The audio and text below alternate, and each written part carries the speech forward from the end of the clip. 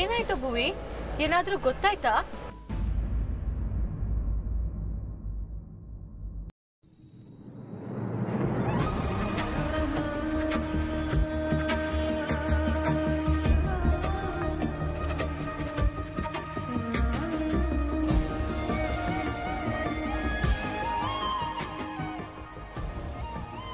Thank you sir. ತುಂಬ thanks ಕಣಪ್ಪ, ನಿನ್ನಿಂದ ಭಾಳ ಉಪಕಾರ ಆಯಿತು. Thank you sir. ಬರ್ತೀನಿ ಸರ್. ಏ ಭುವನ್, ಏನಾಯ್ತು? ಅದೇನು ಅಂತ ಹೇಳ್ಬಾರ್ದಾ? ನಾವು ಆಗ್ಲಿಂದ ನಿನ್ ಜೊತೆ ಗುದ್ದಾಡ್ತಾ ಇದೀವಿ ತಾನೆ. ಆಯ್ತು ಬಿಡು, ಎಲ್ಲ ನಿಂದೆ ನಡೀಲಿ. ನಿಂಗೆ ದೊಡ್ಡ ನಮಸ್ಕಾರ.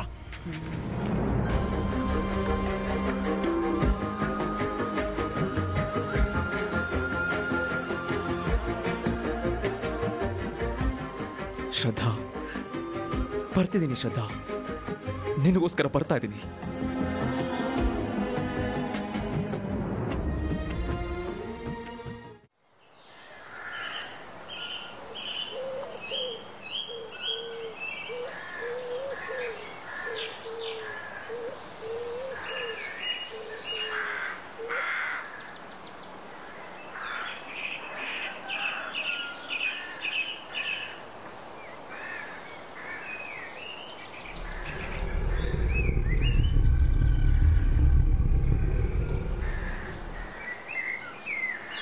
ಮರಿಬೇಕು ಅಂದ್ಕೊಂಡ್ರೂ ಆಗಲ್ಲ. ಯಾಕೆ ಮತ್ತೆ ಮತ್ತೆ ಭುವನ್ ನನ್ನ ಕಾಡ್ತಾರೆ?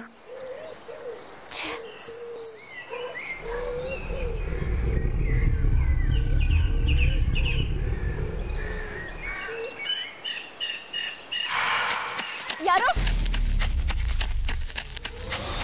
ಯಾರದು? ಯಾರು ಹೇಳಿ?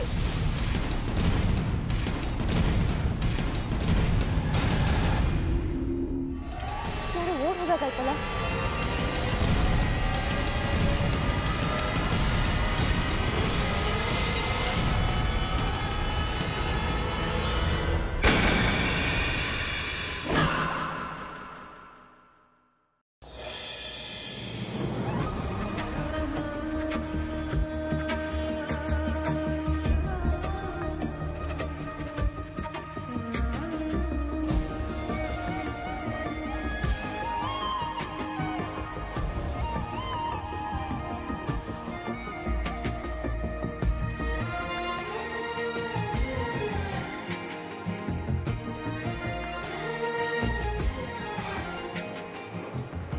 ಶ್ರದ್ಧಾ,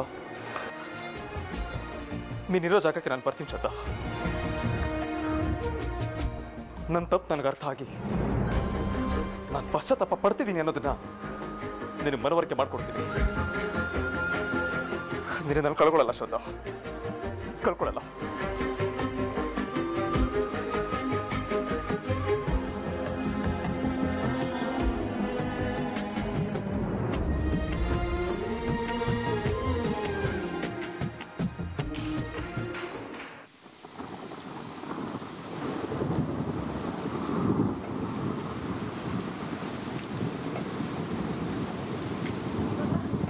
ಎಂತ ಜೋರ್ ಮಳೆ ರಮೇಶಣ್ಣ.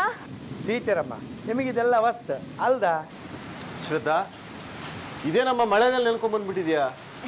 ಛತ್ರಿ ಇತ್ತಲ್ಲ ಅಪ್ಪಾಜಿ, ಹಾಗೆ ಬಂದ್ಬಿಟ್ಟೆ. ಸರಿ ಸರಿ ಬಾಯ್ಲಿ.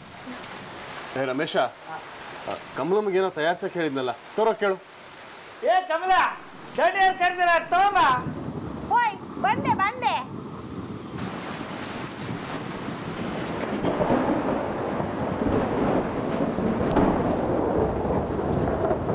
ಕೊಡಮ್ಮ.